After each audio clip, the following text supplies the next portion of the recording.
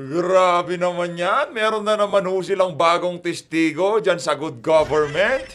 Ha? Ang tanong, sino ho kaya nakipag-usap dyan sa ali na yan? Na di umano, tumanggap din daw ho ng pera galing kay Vice President Sara Duterte. Anak ng to ka. Sino, madam, okay lang naman, sabihin mo sa amin, sino ho bang humila sa inyo sa gilid bago kayo sumalang dyan? Yan ang problema sa atin eh. Pagka magkakaroon ng whistleblower laban dito kay Vice President Sara Duterte, generally sa mga Duterte, pagka merong lumalabas at bumibira sa kanila, kailangan ho nating itanong dito sa mga congressman na to, sinong nakipag-usap dyan sa ali na yan? Para kumanta dyan sa, mukhang kabado si Ma'am, tingnan nyo naman ho pagmumukha nitong si Madam, di ba? Kabadong-kabado ho siya, mukha pa lang, talagang parang, kung tinakot ho kayo, Madam, itaas nyo ang iyong intuturo. Eto, Madam, Madam tuloy. Eto mga kababayan, kung bago lang ko kayo sa PH Update, sa like at sa subscribe, masaya na po tayo dyan sa mga gusto sumali sa ating community. Click nyo lang ho yung join button sa baba. Ayan yung join button sa baba para kayo hong pinakaunang makakita sa ating mga reaction video. Di na ho natin patatagalin to. Ito na ho mga kababayan, umpisahan ho natin kagad ang tanungan nitong opisyal ng DepEd. Ano yan, teacher? Basta sa DepEd ho nagtatrabaho yan, alamin ho natin dito kay Paduano. Bago dapat mag-umpisa, tanongin ho muna natin tong si Madam. Ma'am, sino hong humila sa inyo dyan sa gilid? Baka ako, kinakabahan ako kasi nandyan yang si Abante. Kaya ang tanong ho dito, kinausap ka ba ni Abante? Diba? O tuloy ho natin, game. Last hearing nakapag-out na. Okay. Oo. Yes, please continue, Congressman Paduano. Ma'am, Yan, are you Paduano. still with the DepEd? Yes, Your Honor. And please tell us about your present position in DepEd. Nako, ito na ho, si Paduano na to. Tuloy ho natin. I've been the chief accountant since 2010 Until now. Until now. Until now. Naku. So, Hindi naman sa pag-ano parang kabado itong si Madam eh. Yung mukha pa lang ho niya, tingnan nyo naman yan mga kababayan. Pag mumukha pa lang ho nitong si Madam, kabado na. you're aware of this liquidation report that was submitted by COA to this committee. And your name was affixed in this liquidation report. And you have a signature on this liquidation report. Yes, sir. So you're aware. I am aware of the face copy of the liquidation report, but the supporting documents were not presented to me. So it was not presented to you, you just signed it?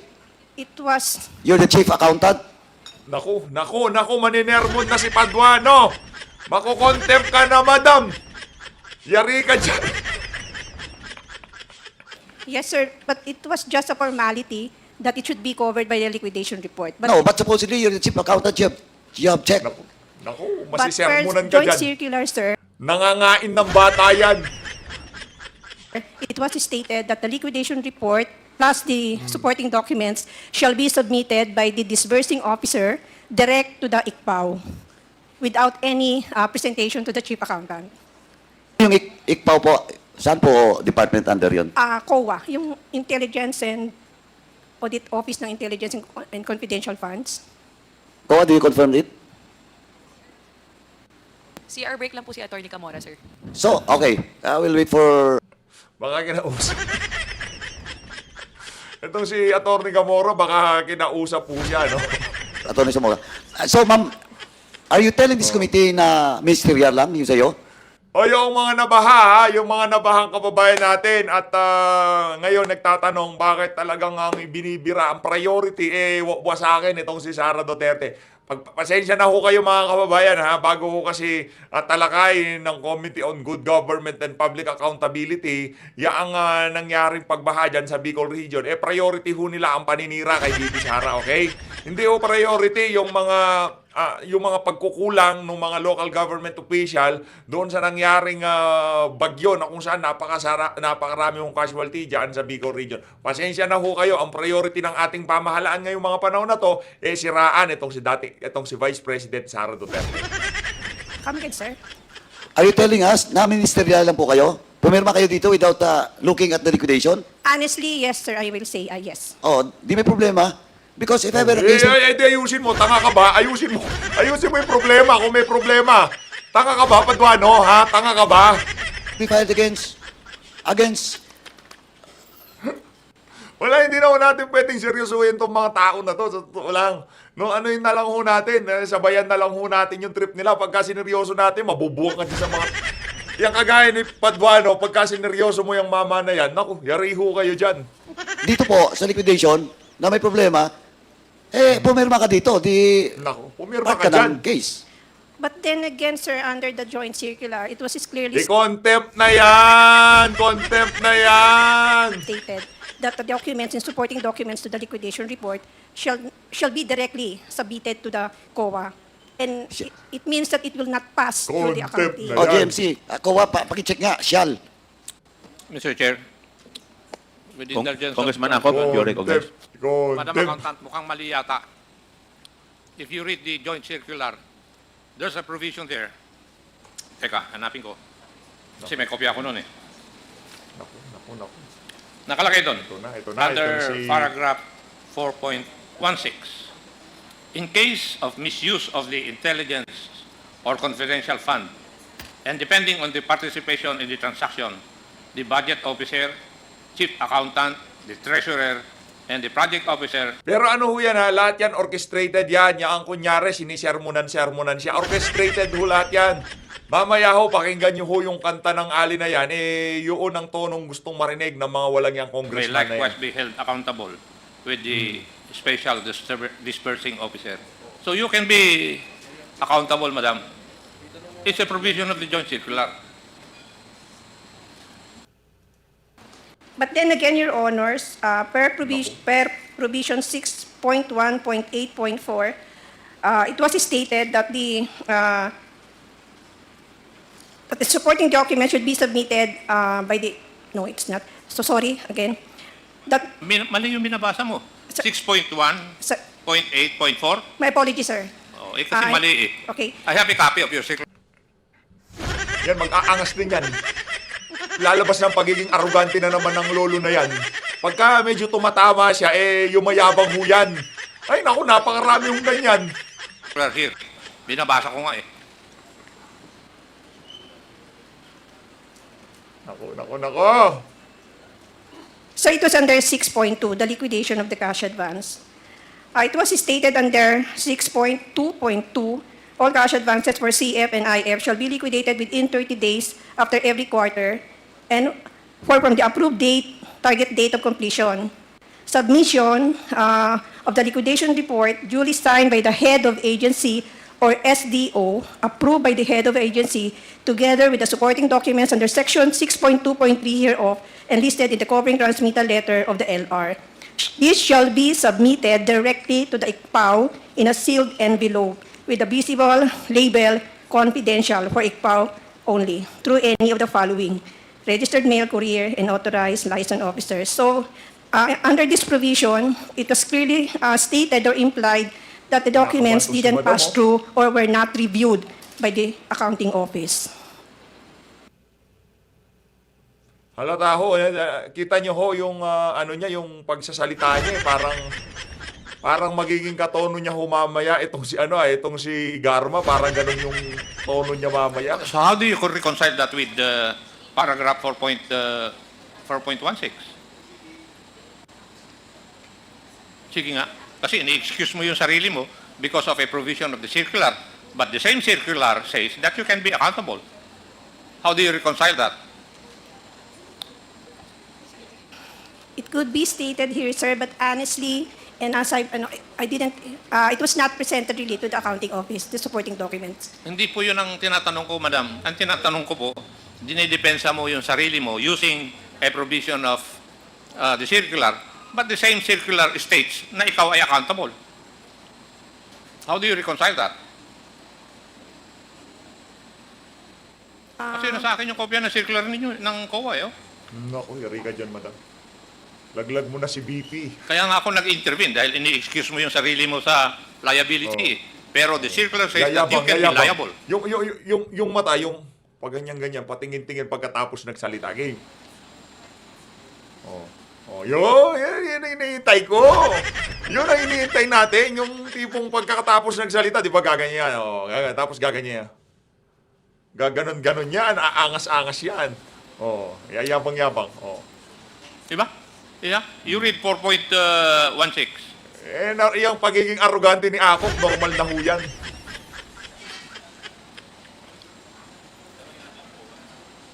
Wala pa yung COA eh. May we know from the representative of COA to be clarified as on the matter?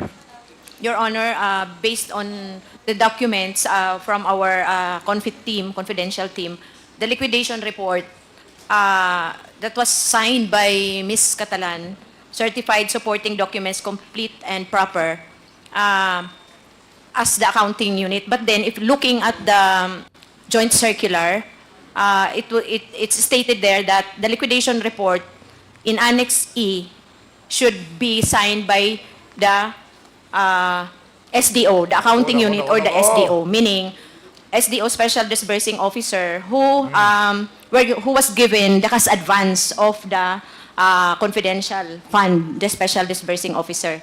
So if she was not the SDO, Ano po yung sinicertify ng accountant? when she signed the liquidation report of the 37.5, Certifying that? the supporting documents complete and proper.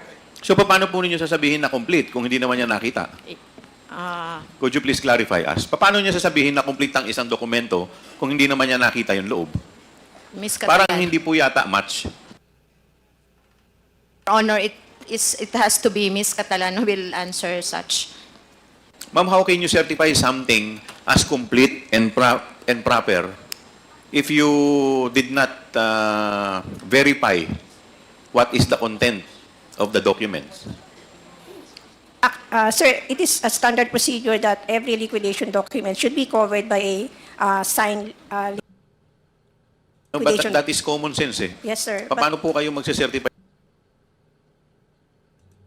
Ito ho, ibang klase ho talaga itong mga congressman na to. No? Feel na feel ho nila pagka yung mga resource person natataranta doon sa mga tanong nila. Lalong-lalo na itong si Akop at itong si Paduano. Tuloy ho natin mga kababayan. Ng isang dokumento na complete and proper nang hindi nyo nakita. Hindi po ba kayo nagtaka na nagsicertify kayo ng isang dokumento na complete and proper pero hindi nyo naman nakikita yung laman ng loob? Unfortunately, that was the case, sir. Did you bother to ask the legal department or the COA na bakit kailangan dumaan pa po sa inyo? Bakit Again, pasensya na ho doon sa mga kababayan nating taga Bicol ha. Hindi ho kayo priority ng administrasyon na to. Ang priority ho nila, paano nila wawasakin si VP Sara. nyo kailangan i-certify ang isang bagay na hindi ninyo ini-inspeksyon o tinitingnan? It was one of the requirements, sir, and I was made to sign that document, unfortunately. Naku. Chairman, actually when I ask... Congressman Paduano, yes, thank you, please Chairman. continue. And I asked Ms. Catalan, yung tenure of office niya since 2010 pa. And I think they're doing it since then without checking the liquidation report. And ano po, pumirma lang. But ma'am, eto ngayon nandito sa akin yung GMC, yung binasa mo is 4.2. Eto mama, yung 6.3.3. Eto specific mandate of each and every officials which covered by this GMC. Ito, 6.3.3. The agency accountant. It's you, ma'am. Tama? And look at 6.3.3D. Paragraph D. You are mandated to submit all disbursement vouchers for cash advance for intelligence and confidential activities / projects, with complete required supporting documents within 7 working days from release of the check. Oh. Hindi mo pwedeng sabihin na you're not accountable. Hindi mo rin pwedeng sabihin na diretsong ibigay sa COA. Because malinaw po sa mandate mo. Ang lakas ng loob nilang mag-audit ng ganyan. Patignan yung ginasta ng OBP. Sila naman ho dyan sa House of Representatives. Di nga natin malaman yung mga pera pinagkakatiwala dyan sa mga walang yung congressman na yan kung saan nila pinaglalagay.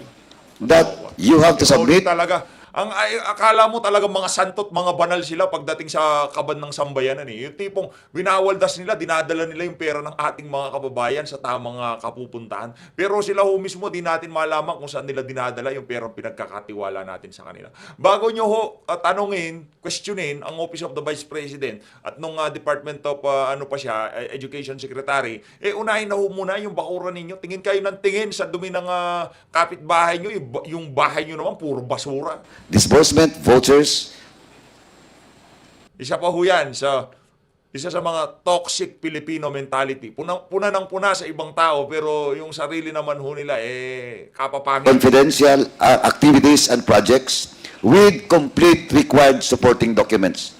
Oh, within 7 days. Can I respond, Your Honor?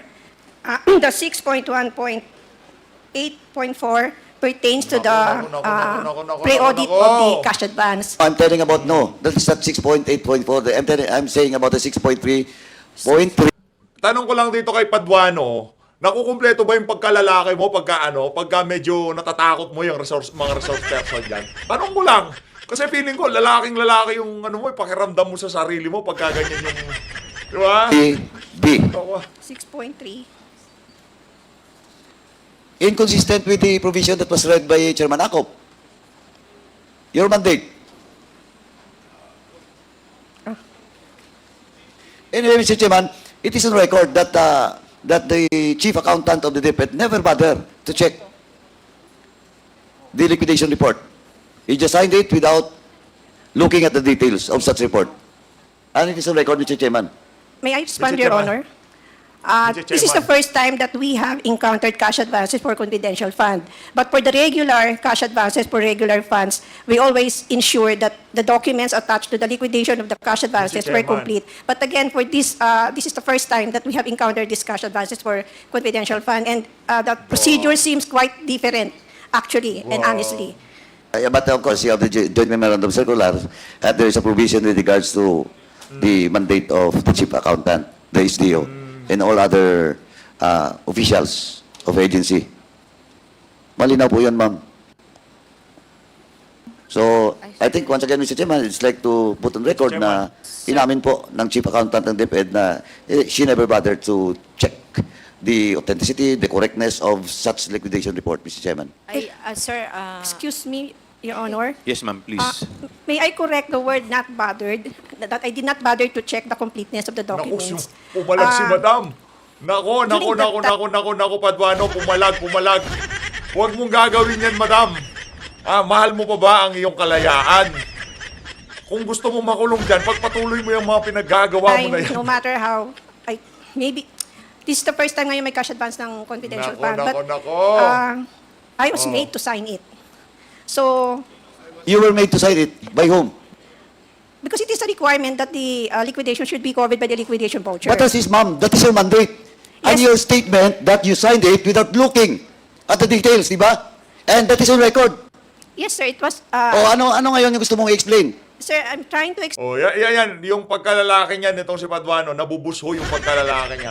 Pagka naninigaw siya ng babae dyan sa mga hearing, naku, lalaking-lalaki, pakiramdam niya sa sarili niya. That it was stated sa joint circular that it seems or implied that the supporting documents should be directly submitted to COA in sealed envelope. And that is your interpretation, ma'am, that we have read the GMC. Yes, sir. Yan, ganyan.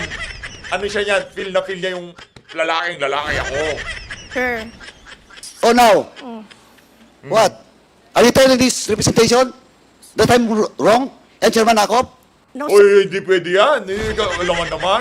Alam ka naman na pwede mong sabihin na ano yung mga yan, yung mali sila, di ba? Hindi pwede yun. Hindi nagkakamali yung mga unggoy na yan. Dapat sila lagi tama. Sir, my apologies if you have misinterpreted what I'm trying to explain. No, I didn't misinterpreted you. You're telling me that my statement is not correct. No, sir, I'm not saying. I'm sorry, Your Honor. But I'm Yan, gustong-gusto nila yan pagka nagpapasorry. Yung Hermon. Yan ho, ang pinaka-paboritong gawain ng mga congressman dyan sa House of trying to explain why I signed that liquidation. Oh, tell you to sign the document. Are you forced to sign the document? Not really forced, but I was What, not really? requested to sign the document. Oh, you signed the document, but you never bothered to read this mandate of yours? Ma'am, who ordered you to sign the document? Naku. Who ordered you to sign the document? I not really ordered, but I was requested by, Yes, who requested you to sign the document? by ASEC Shine Fajarda. Sino po? Si Assistant Secretary Shine Fajarda. Sunshine Fajarda. Okay. Shine Paharda. Naku, lumalalim. Ay, yan ang gusto nila, yung mga... Yan yung mga paborito ho nilang gawain dyan sa Quadcom. Yan dyan sa... Parang Quadcom kasi. Parang Quadcom din, di ba? Same old. Ba't nyo pa pinapalitan ng pangalan ng mga komite? Pares lang naman ang kalakaran, di ba? Roy, ASEC, sa anong department po? Department of Education po. Ano, specific na ano niya, position? Office ng Secretary. The office of the secretary. But he was not the signatory of this document, di ba? Only her husband. Tama? It was, Edward Farda signed it. BP signed it and you signed it. But you were requested by Ms. Farda? yes sir. naku. Oh, Mr. Chairman, all Meron the more ako. that we have to, Ms. Sunshine Farda should be present in the next hearing. Yun. Para po patutunahanan yung statement ni Ms. Catalan. Sabi na natin, you were requested to sign it. So why did you sign it? As per request of Ms. Farda? Yes, Your Honor, because it is needed as a covering letter or covering document to the liquidation documents, supporting documents. Oo nga, pero sabi ko na nga, kaya ang statement ko kanina, you don't even bother to check. Pumirma ka lang. Di ba? No, it's either it's your lapse or you were forced to sign it You- without checking. Pili ka sa dalawa. Your fault o may lapse. All those liquidation report. Pinwersa ka o Di ba, kasalanan ma'am? mo? Yes, Your Honor. Oh, ano bang tama? Nagkamali ka lang? Oo. Nakaligtaan mo i-check or Pinwersa ka. you were forced to sign it without checking the liquidation report? It's hindi po nakaligtaan, but it is a needed document in the submission of the liquidation. Of course, I know it. It is needed, you have to sign it. But ang question is, siyempre accountable ka, ma'am, because of your mandate and your position, di ba? Now, it's, Sarap murahin ito si Padwano. sabi ko na, nakaligtaan mo or you were forced? Sana yung mga mag-anak mong babae, balang araw, di nila sapitin yung mga pinaggagawa mo na yan sa mga resource person na nakakausap nyo dyan sa House of Representatives. Sana lang. I was requested, sir. Hindi nga nga. Saan ba? Nakaligtaan mo or you were requested? You were requested na pirmahan ka agad without checking the liquidation report? Yes, sir. O, di, Mr. Chairman, again, kung anong word gagamitin, requested ba o she was forced to sign it without checking the liquidation report, ganun pa rin yun. Di ba? Ganun pa rin yun. Ma'am, meron po akong isang tanong. Nakakatanggap po ba kayo ng envelope? Kay Yan ang matinding tanong. Yan ang inaabangan ko. Kanina ko pa hinihintay yung tanong na yun. Ito, ako muna may tanong, madam. Bago ho kayo sumalang, may nagpag-usap po ba sa inyo? Out of nowhere, biglang may magtatanong, nakakatanggap po ba kayo ng envelope? ASEC Fajarda. Oh. Yung totoo po, ma'am. Remember, you are under oath. Aside from your allowance, from your regular budget, nakakatanggap po ba kayo ng envelope just like Yusek Mercado and Director Osias from ASEC Nako. Fajarda? Yes, sir. Yung, Magkakano? Minimal amount lang po. Which is, how much po? It's not even, Magkano po? it's 25,000. 25,000. anak ng tokwat, kala ko pa naman milyon yung natanggap. Kasi pinag-uusapan natin, akala ko pa naman 100,000 natanggap. Pero at least meron pa ring natanggap. Yun ang importante dito sa mga crocodile na to. 200, 1,000, 2,000. Wala akong pakialam yung mga yan, no? Wala, hindi natin alam ang dahilan, hindi pa sumasagot si BP Sara. Pero yan, nakatanggap nga ba? Para saan yung natanggap niya? Na-misinterpret yung pag-intindi niya kung para saan yung mga perang ibinigay. Hindi, marami pa akong tanong. Pero para doon sa mga naninira kay Vice President Sara Duterte, abay, talagang napakagandang balita niyan. 1,000. How many times po? If you could recall. 9? Ilan? 9 Nine times. times. 9 times. Nine From times, what month nine up to what month? Let me guess. From February to September? I think so, sir. So, nung September po, tumigil na. Yes, Your Honor. Just like Yusek Mercado. Tama po ba? Yes, Your Honor. So, thank you po. Mr. Chairman, lastly, I'd just like to manifest, Mr. Chairman. Ayan na si Mr. Chairman, Mr. Chairman. Mr. Chairman. Mr. Chairman. Mr. Chairman. Last Yes. na lang po. Ma'am, actually, ma'am, talagang naawa din ako sa inyo. Kasi, Di nga. Pagkatapos mong sinigaw-sigawan, naawa ka bigla. Loko-loko ka ba? Sarap ba to? tingnan mo, accountable ka dito. Eh, sabi mo kanina, ni-request ka. Pero ang labas pa rin, ganun eh. Oh. You were requested, but tapos, medyo kalakaran na may lagayan sa loob. Eh, Anong lagayan? Lagay... kaya nga ako, ma'am, I want to just express my sympathy to you. Oh. Naawa talaga kami sa inyo. Napipilitan kayo permahan yung isang bagay na hindi tama. Eh ngayon kung may kaso, pag lumabas yung NDA, yung finality nun, tatamaan kayo dyan. Ano po, ako, Mr. Chairman, sabi ko nga, naawa lang ako dito sa mga officials ng DepEd pag ganito yung kalakaran. Ngayon, dalawa na. Oh.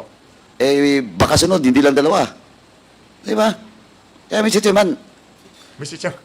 at least ngayon, umamin na si ma'am. Tama na ako. Okay na ako, Chairman. Thank Oh, yun. Okay na siya. Okay na. Pwede ka na. Masaya ka na. Umamin ka na. Parang alam mo na naaamin siya. Kahit hindi gustong umamin itong si Madam, mapapaamin siya eh. Ang tanong, totoo ba yan? Baka yung nagbigay sa kanya, sasabihin, wala akong binigay sa iyo, Madam. Ha? Wala, hindi totoo yan. Ha? Thank you. Tuloy natin. Mr. Chairman. Yes, Chairman. yan. Senior Deputy Speaker, Dong Gonzales, you're recognized. Pagka si Dong na ho ang bibira dyan, kailangan, ano na ho tayo, dumistansya na tayo ng konti, nga. Kasi pagka yung si Dong Gonzales, nakagaya dun sa kay Garma, di ba? Nung medyo naiiyak-iyak tong si Garma, medyo bigla siyang pasok sa eksena. Sabay, ulitin mo nga kasi parang ayaw naman namin isipin ng mga manonood na pinilit ka namin. Ito ho kaya, ano kaya litanya nitong si Ding Dong dito sa ano na to? Mr. Chairman, I'd like to address my question to Ms. Catalan, ma'am, the accountant. Ma'am, Mr. Chairman, siguradong dumaan sa iyo itong check na to, di ba? You're the accountant. Yung 37.5 million. Tama ho ba? Your Honor, hindi po dumaan sa akin yung cheque kasi ang napadala po sa amin ay voucher. Tama. It would- Meaning to say, the voucher is the basis sa preparasyon ng check, di ho ba? No? Yes, Your And Honor. definitely, there is a date put in the voucher and they will follow that date in preparing the check. So the check was signed by, of course, Yusek Sevilla and Yusek Mercado. Ang napansin ko lang po dito, in your recollection, 2023 yung isang check, that was February 20, 2023. That's number 1 check for the 37.5. Number 2 check, I thought this is quarterly. Ang date po ng cheque is April 19, 2023. It falls down to 1 quarter. Isang quarter lang po yung dalawang cheque na issue. Ang pangatlong na cheque na issue po ng November 23, 2023. Hindi po, na issue po pala yung pangatlong cheque is July 11, 2023. In your recollection, tama ho ba itong cheque and based on your obligation, on your voucher during the processes of the vouchers into check? Parang tama po, Your Honor. Tama. So, tama ho ba yung tanong ko na per quarter at dalawang cheque po yung ginawa niyong 37.5 in 1 quarter? Tama ho ba? No, Your Honor. Per quarter po siya. Per quarter is February. February for the first quarter, and then yung April for the second quarter, and then yung July for the third quarter. So, tama ho ba? Okay. So, that is equivalent to 37.5 times 3. That is equivalent to 112.5 million. Number 2 question po. Sa tingin ko makakatulong na ng mahimbing nito itong si Paduano doon sa pagtatanong niya dito kay Ma'am, no. Itong Kay Ma'am Catalan. 125 million under Gina Acosta, ang date po ng check na is July 13, 2023. Halos nagkasabay lang po yung July 11 ng DepEd at saka yung July 13 ng OVP. Ang OVP is 125 million and the DepEd is 37.5 million. Kaya ang tinatanong ko po, wala na po yung land bank, umalis na kanina. Umalis na po yung land bank. So, meaning to say, ang July 11 at saka yung July 13, ang na-withdraw po is 37.5 million at saka yung 125 million. Tama ho ba sa, ay, hindi po kayo ting OVP pala, DepEd kayo. May OVP ba dito? OVP? Sa management, po. Wala. Kasi kung tingnan mo itong dalawang cheque, isang mukha lang po ito eh. 2 days lang po ang diferensya. July 11 and July 20, 2033 of the amount of 37.5 and 125 million. Kaya tinatanong ko po sana yung land bank, kaso wala na. Next hearing ko na lang po, Mr. Chairman, tanungin. Kasi tatanungin ko siya kung paano niya na-withdraw itong tatlong cheque at saka itong 125 million. So, Your Honor, Mr. Chairman, yun lang po. Maraming salamat. Thank you, SDS. Chairman. Yes, Congressman Lara, please. Yes, yung tanong chairman ni SDS Dong para sa OVP. I think nandito si Attorney Puga, baka pwede niyang sagutin yung tanong ni DS Dong. Mr. Chair? Yes, if I may nandito be- ang OVP, former din naman. Mr. Chair, if I may be recognized. Wala pa po kasi ako sa OVP nung 2023. I was with DepEd at that time, sir. So, I really wouldn't know kung ano yung nangyari dyan. Ano po kasi dating nakita ko lang po itong cheque Opo. na yung date kasi halos magkapareho po yung date. Yeah, opo. So July 11, 2023, yung last check na 37.5 at saka July 13, 2023, yung 125 million. Opo. So meaning to say, Malapit. Opo. summation of that two equivalents to sum. Yes, sir. Yun po yung sinasabi But, ko. Mr. Chairman. yun po. Unfortunately, sir, I got out of DepEd nung nag-resign si VP, which was already July 2024. Andito pala yung land bank. Ma'am, sorry na. Diyan na po yung land bank. Sorry ma'am, nakabalik kayo, di ba? Magtatanong ko lang sana kung itong Edward Paharda, kasi po ako nagtanong to last hearing, di ba yung cheque, papa-incas, ikaw ang branch manager, di ba? Pag papa-incas po yung cheque, nakaprepare yung pera, bigay mo sa counter. Pag binigay mo yung pera sa counter, may papipirma po kayo sa kanya, di ba? Yung receive, the amount of this, and sa likod ng cheque, pipirma pa po si Mr. Paharda. Tama ho ba? Yes, sir. The client will sign as acknowledgement na And at the back of the check. nireceive niya yung cheque. The cash. The cash. So, pwede nyo kami bigyan nung receiving copy, nung tatlong receiving copy from Land Bank, yung 37.5 million. We will check our records, Yes, ma'am. sir. Thank you. Tapos, ma'am, number 2, itong kay Gina Acosta na 125 million, sabi nyo kanina sa Show Boulevard po to, pinahingkas. Pwede po, yung sino nag-receive nitong July 13, 2023, na pinahingkas po niya yung 125 million. At yung July 11, na pinahingkas naman ni Edward Parda under your branch. Para ipagsusog lang po natin yung dalawang cheque. Pwede ba? We will check our records, Thank you, sir. Mr. Chairman. Thank you. Ayun na nga mga kababayan, dito na ho natin tatapusin ang ating reaction sa video. Marahil naging masaya ho yung mga aso ni Tambaluslos dyan sa nila na yan, dyan sa nakuha nilang sagot dito kay DepEd official, no? Ano lang naman yan, kasama ho talaga sa script yan. Just stick to the plan, ika nga. Pero dun sa mga kababayan nating taga Bicol Region na nabaha, at talagang hindi pa nakabalik sa kanilang mga original na routine sa buhay, ika nga, pasensya na ho kayo, ako na hong nanghingi ng dispensa para dito sa mga congressman na to sa inyo. Hindi ho nila kayo priority. Hindi ho nila priority na talagang panagutin yung mga local government official o yung kamalian ng national government kung bakit nyo naranasan yung mga pinagdadaanan nyo dyan sa Bicol Region. Priority ho ng administrasyon na to kung paano pahirapan, gipitin si Vice President Sara Duterte. Okay?